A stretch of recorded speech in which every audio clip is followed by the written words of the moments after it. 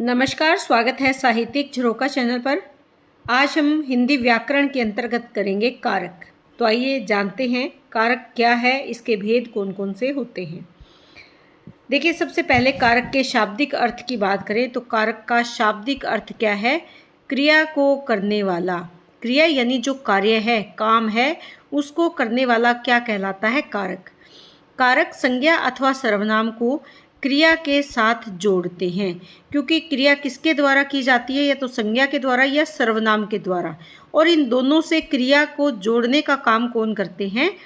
कारक करते हैं। जैसे उदाहरण दिया है, सोनम ने आशा को किताब दी। यहाँ पर सोनम और आशा दोनों क्या है? यहाँ पर संज्ञा है, तो इनको जोड़ रहा है किताब। देखिए, अगर सीधा इसको बोले सोनम आशा किताब दी, तो इसका कोई अर्थ नहीं निकलता। तो यहाँ पर क्या काम कर रही है? जो कारक विभक्ति है वो यहाँ पर काम कर रही है, जिससे कि वाक्य शुद्ध बनता है। या फिर यह कमल के मित्र का घर है, यह कमल मित्र घर है। अगर हम इसको लिखें तो कोई अर्थ इसमें नहीं आता, लेकिन हम कारक का प्रयोग करके हम इसे व्याकरणिक दृष्टि से शुद्ध कर सकते हैं और अर्थ सहित वाक्य की रचना हम कर सकते हैं। तो ये आपको यहाँ पर ध्यान में रखना है कि कारक का शाब्दिक अर्थ क्या है? क्रिया को करने वाला, यानी संज्ञा और सर्वनाम को क्रिया के साथ जोड़ने का काम कौन करता है? कारक ही करते हैं। अब कारक के भेदों की अगर चर्चा करें तो हिंदी में मूलतः कारक के कितने भेद माने जाते हैं? 8 भेद माने जाते हैं। और इनका अगर परिचय देखें तो कुछ इस प्रकार से आपको ये ध्यान में रखना है। सबसे पहला कारक कौन सा है? कर्ता। दूसरा कौन सा है? कर्म। तीसरा करण। चौथा यहाँ संप्रदान। पांचवा अपादान। छठा कारक संबंध कारक है। सातवां अधिकरण और आठवां कारक है संबोधन। इनकी पहचान के लिए या इनके जो विभक्ति होती है इनकी, वो क्या होती है? कर्ता के लिए ने विभक्ति या प्रसर्ग का प्रयोग किया जाता है। कर्म कारक जहाँ पर होगा वहाँ पर को प्रसर्ग या विभक्ति का इस्तेमाल किया जाता है। करण से, द्वारा या के द्वारा। संप्रदान के लिए अगर देखें तो को के लिए। अपादान किससे पहचान होती है? से का मतलब यहाँ क्या है? अलग होना, अलगाव के लिए। क्योंकि देखिए, से का इस्तेमाल तो हम करण में भी करते हैं, लेकिन अपादान का मतलब, अपादान के लिए जब हम से विभक्ति का प्रयोग कर रहे हैं तो वह कहाँ पर होती है? जहाँ अलगाव या अलग होने का भाव हो, या इसके साथ साथ लज्जा या भय का भाव हो, वहाँ पर भी अपादान कारक आता है। संबंध के लिए कौन सी विभक्तियाँ आती है? का, के, की, न, ना, नी, रे, रा, री। और यहाँ पर आपको ध्यान क्या रखना है?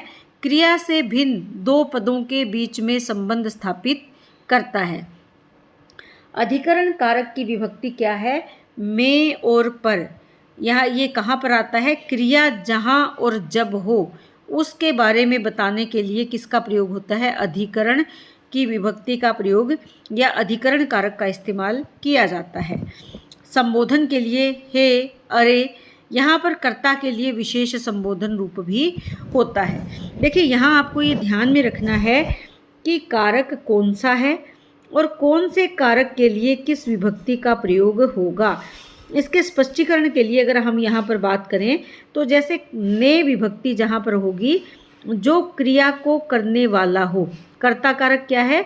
जो क्रिया को करने वाला हो, और विभक्ति क्या है? ने का इस्तेमाल होगा। कर्म कारक के लिए को विभक्ति का प्रयोग किया जाएगा, जिस पर क्रिया का प्रभाव या फल पड़े। इनके कारक चिन्ह भी आपको ध्यान में रखने हैं। जब ने या कर्ता कारक की पहचान करनी है तो कौन और किसने, जब हम ये प्रश्न करेंगे तो हमें कर्ता कारक का पता चलेगा। कर्म के लिए क्या कारक चिन्ह है? क्या और किसको। इसके साथ साथ करण, जो क्रिया के करने का साधन है। करण यानी किसके द्वारा क्रिया की जा रही है, वो कौन सा कारक होता है? करण कारक। किससे, किसके द्वारा, तो वहाँ पर कौन सा होगा? देखिए, यहाँ पर विभक्ति चिन्ह भी क्या है? से, द्वारा या के द्वारा। इसी तरह संप्रदान को के लिए, जिसके लिए क्रिया की जाए। इसके लिए कारक चिन्ह क्या लगाएंगे हम? किसके लिए और किसको, ये पहचान करने के लिए हम इस्तेमाल करेंगे अपादान जो कारक होगा, ये मैंने जैसे आपको बताया कि अलगाव, लज्जा या भय का भाव हो कि कहाँ से, किस से, इस प्रकार के कारक चिन्हों का इस्तेमाल जहाँ होगा वहाँ पर कौन सा कारक आएगा? अपादान कारक आएगा। यहाँ पर जो मुख्य बात है वो आपको ये याद रखनी है कि कर्ता ने कर्म को करण से, द्वारा, के द्वारा, संप्रदान के लिए, अपादान से, संबंध का, के की, नाना, नैनानी, रे रारी, अधिकरण में पर और संबोधन हे अरे।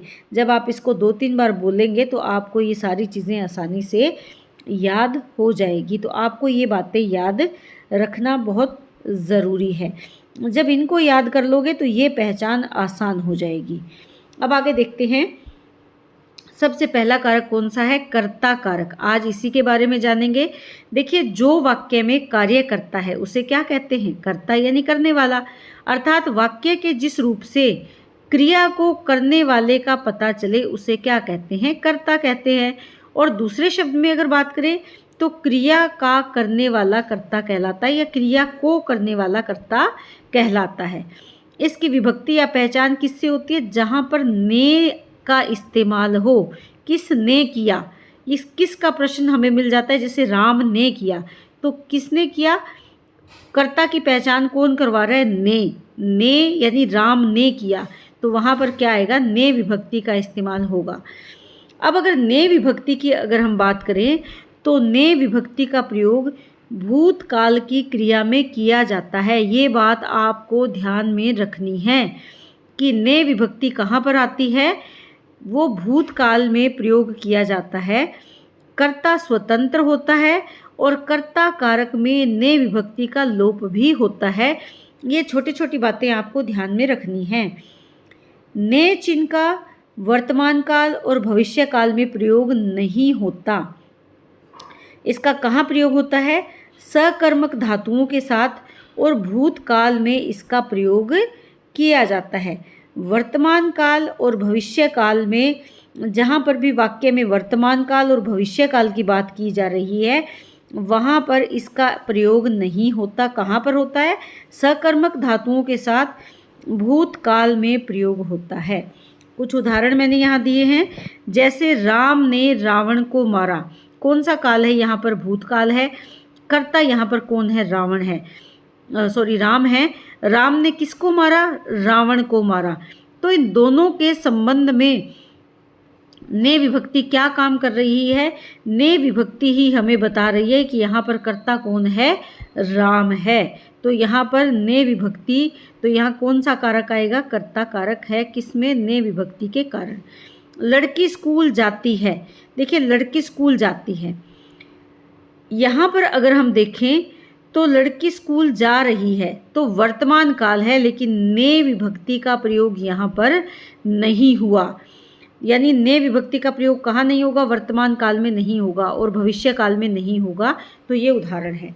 देखिए, पहले वाक्य में क्रिया का करने वाला कौन है? राम है। इसमें ने कर्ता कारक का विभक्ति चिन्ह है।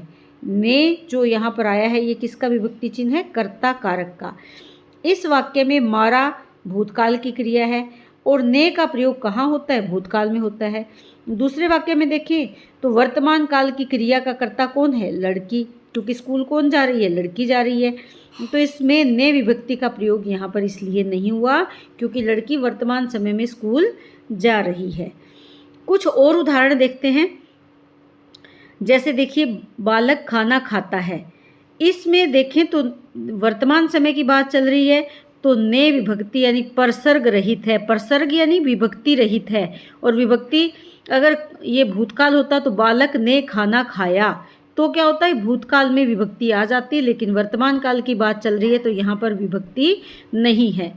मोहित ने खाना खाया, ने आ गया यानी परसर्ग या विभक्ति सहित है, क्योंकि ये भविष्य काल की या वर्तमान काल की बात नहीं है। ये कौन से काल की बात है? भूतकाल की है। माँ ने खाना बनाया, खाना किसने बनाया? माँ ने बनाया। ये प्रसर्ग रहित है, यानी इसमें क्या है? प्रसर्ग सहित है, यानी इसमें क्या है? विभक्ति आई है। खाना बन चुका है और खाना किसने बनाया है? माँ ने बनाया है। गोपाल पुस्तक पढ़ रहा है, वर्तमान समय में क्रिया चल रही है, तो ये प्रसर्ग रहित है, यानी इसमें विभक्ति नहीं आई। यहाँ पर जब इसकी पहचान करनी हो तो हमें क्या करना होता है? देखिए, कारक चिन्ह हमें पहचानने होते हैं और कैसे? जैसे हमने ये जो यहाँ पर वाक्य लिए हैं, कौन खाना खाता है? बालक खाना खाता है। कौन खाना खाता है? बालक। प्रश्न का उत्तर हमें मिल रहा है। खाना किसने खाना बनाया या किसने खाना खाया? मोहित ने। तो किसने खाना खाया? मोहित ने। किसने खाना बनाया? माँ ने बनाया। कौन पुस्तक पढ़ रहा है? गोपाल पढ़ रहा है। तो यहाँ पर यानी सभी जो वाक्य हैं इसमें कौन है? कर्ता है। और जहाँ पर कर्ता हो वहाँ पर ने विभक्ति के द्वारा अगर देखें तो भूतकाल को दिखाया जाता है, और प्रसर्ग रहित या जहाँ पर ने की विभक्ति नहीं आती वो कौन सा काल होता है? वर्तमान काल और भविष्य काल की बात वहाँ पर होती है। तो यहाँ देखिए, इन वाक्यों में खाना खाने का काम बालक और मोहित कर रहे हैं, खाना बनाने का काम कौन कर रहा है? माँ कर रही है, और पढ़ने का काम गोपाल कर रहा है। इसलिए इन वाक्यों में बालक, मोहित, माँ और गोपाल कौन है? कर्ता है। तो ये कौन से कारक हुए? कर्ता कारक हुए। तो इस तरह थोड़ा थोड़ा करके करेंगे। उम्मीद कर रही हूँ आपको बहुत अच्छे से समझ में आ रहा है। इसी तरह चैनल से जुड़े रहें, लाइक करें, शेयर करें, सब्सक्राइब करें। बहुत बहुत धन्यवाद।